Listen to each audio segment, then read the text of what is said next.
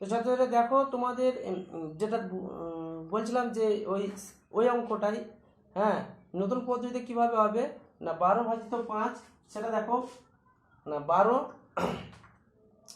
5 12কে মানে 12কে 5 দিয়ে ভাগ করছি দেখো।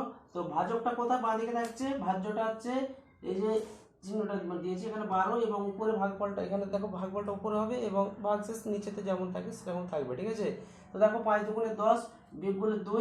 তো দেখো ভাজকটা কোথা বাঁ দিকে রয়েছে, ঠিক আছে, বাঁ দিকেই থাকছে। তো এটাকে বলছে ভাজক, 5টা ভাজক 12টা ভাজ্য, হ্যাঁ, ভাগফল 2, ভাগশেষও 2। এইভাবে কিন্তু নতুন পদ্ধতিতে তোমাদেরকে ভাগটা করতে হবে। হ্যাঁ, তোমাদেরকে আমি কিন্তু দুটো পদ্ধতি দেখিয়ে দিলাম, যে আমরা পুরনো পদ্ধতিতে যেটা হয় সেটাও দেখিয়েছি এবং নতুন পদ্ধতি যেটা হয় সেটাও দেখিয়ে দিচ্ছি। এবং ভাজ্য এবং ভাজক মানে কাকে বলে, যে সংখ্যাটাকে আমি আবারও বলছি দেখো, যে সংখ্যাটাকে আমরা ভাগ করব সেটাকে বলা হচ্ছে ভাজ্য, আর যে সংখ্যাটা দিয়ে ভাগ করা হবে সেটা হচ্ছে ভাজক। আর ভাগ করার পর যেটা পাওয়া যাবে সেটা ভাগফল, এবং অবশ্যই শেষকালে যেটা পড়ে থাকবে, যা আর মিলানো যাবে না, মিলবে না, হ্যাঁ, কিছু যদি রয়ে যায় শেষে সেটাকে বলছে অবশিষ্ট বা ভাগশেষ। তো দেখো তোমাদের বইতে যেটা আছে দেখো ভাগের অনুশীলন বলে, যে 63 পেজ নম্বর 63-তে দেখো যেটা দেওয়া আছে ওখানটা আমি তোমাদেরকে করে দেখাচ্ছি। দেখো কীভাবে অঙ্কগুলো করতে হবে। তোমরা এই অঙ্কগুলো তোমরা কিন্তু তোমাদের খাতাতে টাস্কের খাতা রেডি করে তোমাদের গ্রুপে সবগুলো পোস্ট করবে। তো কি আছে দেখো, এখানে কয়েকটা অঙ্ক কিন্তু দিয়ে দেওয়া আছে, ভাগ অঙ্ক কয়েকটা দেওয়া আছে। তো সেই ভাগ অঙ্ক থেকে কি করতে হবে, আমাদেরকে ভাজক, ভাগফল আর ভাগশেষটা চিহ্নিতকরণ করতে হবে। হ্যাঁ, তো দেখো কি বলেছে, যে কয়েকটা ঘর দেখো কাটা আছে। হ্যাঁ, আমি তোমাদেরকে দুটো একটা করে দেখাচ্ছি, এখান থেকে দু একটা অঙ্ক তোমাদেরকে আমি করে দেখাচ্ছি, তারপর কিন্তু তোমরা নিজেরাই কিন্তু অঙ্কগুলো অবশ্যই করবে এবং করতে পারবে। আমি তোমাদেরকে দেখিয়ে দিচ্ছি। হ্যাঁ, এটা হচ্ছে ভাগ শেষ, এটাকে বলছে কি ভাগফল, ভাগফলের ঘর এটা। এখানে ভাজক লিখতে হবে, ঠিক আছে, ভাজক। আর বাঁ দিকে যেটা থাকছে সেটা হচ্ছে ভাগ, অঙ্কটা ভাগটা দেওয়া থাকছে, ঠিক আছে। তো ভাগটা কি দেওয়া আছে,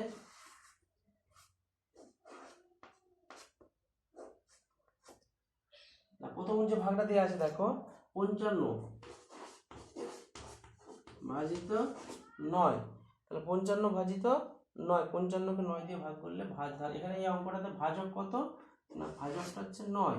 এরপর ভাগফল, তাহলে ভাগফলটা নির্ণয় করতে গেলে তোমরা সাইডে কোথাও করে নেবে 6 লং 54, 7 লং 63, তাহলে এখানে 6 খাওয়াবো, 6 লং 54, দেখো বিয়োগ করলে পড়ে থাকে 1, তাহলে ভাগফলটা কত হলো না 6 এবং ভাগশেষটা হলো কত 1।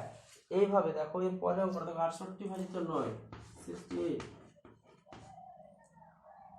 68 ভাজিত ওটাও 9 আছে, তাহলে 68কে 9 দিয়ে ভাগ করতে হবে।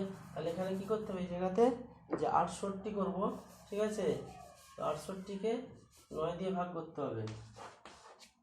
7 লং 63, 8 লং 72, তাহলে 8 খাবে না, 7 লং 63 করবো, 9 এর ঘর নামতা, ঠিক আছে, 9 এর ঘর নামতা, তো 3 করে দিলে 8, 5 দিতে আর 6 মিলে গেলে 0।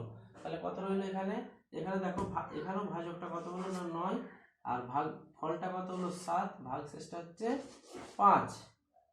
তারপরে যে অঙ্কটা আছে দেখো 125, 125কে ভাগ হবে কত দিয়ে না ভাজিত 4, তাহলে 125কে 4 দিয়ে ভাগ করতে গেলে কি হবে, প্রথমে দেখো একটা 4 তুলনায় ছোট, তাই 2টাকে সমান নিলে 12, 3 4 12 মিলে গেল, 5টা নামলো, 4 1 4, 4 কত দিলে 5, 1 দিতে।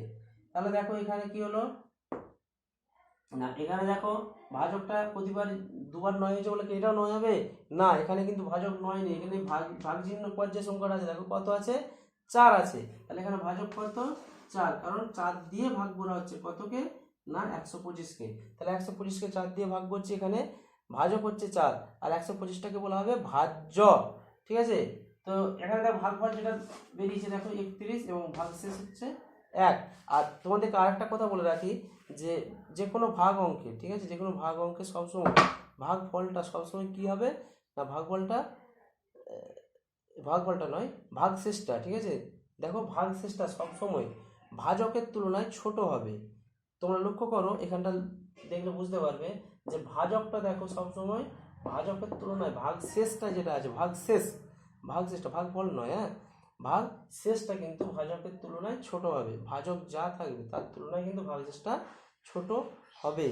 আর তোমাদেরকে আবারও বলছি যে আমরা মানে গুণ বা ভাগ করতে গেলে যেটা করতে হবে, প্রথমত সর্বপ্রথম যেটা করতে হবে নামতাগুলো কিন্তু সঠিকভাবে তোমাদেরকে জানতে হবে, এবং প্রতিটা ঘর নামতার 1 থেকে 20 পর্যন্ত ঘর, পারলে 1 থেকে 25 পর্যন্ত তো ভালো হয়। তো তোমরা 1-এ পড়ছো, তোমাদেরকে তাই বারবার বলছি যে এখন তোমাদেরকে 1 থেকে 20 পর্যন্ত নামতা, যে 1 থেকে 20 ঘর মধ্যে যে নামতা আছে, নামতাটা কিন্তু তোমরা বারবার প্র্যাকটিস করো, আর নামতাটা সবাই মুখস্থ রাখো। এই নামতা যে যত ভালো জানতে পারবে সে তত বেশি কিন্তু গুণ ভাগেতে দক্ষতা অর্জন করবে, এবং তত তাড়াতাড়ি গুণ ভাগ আগিয়ে যাবে। গুণভাগ তাড়াতাড়ি গুণভাগ শিখতে পারবে। কিন্তু যে নামটা না মুখস্থ করবে সে কিন্তু অত তাড়াতাড়ি কিন্তু গুণভাগ কিন্তু করতে পারবে না। ঠিক আছে? তো তোমাদের তাই বলছি বারবার ধরে যে তোমরা কিন্তু তোমাদের নামতাগুলো খুব ভালো করে প্র্যাকটিস করো, হ্যাঁ। আর এখন তোমাদের যেটা বলছি যে তোমাদের বইয়ের যে 63 নম্বর যে পাতাটা আছে, দেখো 63 পাতায় আমি 3টে অঙ্ক করে দিয়েছি। বাকি যে অঙ্কগুলো আছে 5-7টা অঙ্ক যেগুলো আছে, ওগুলো তোমরা তোমাদের ভাজক, ভাগফল এবং ভাগশেষ নির্ণয় করে তোমাদের যে হোয়াটসঅ্যাপ গ্রুপ আছে ওখানে পোস্ট করবে। ঠিক আছে? ওকে।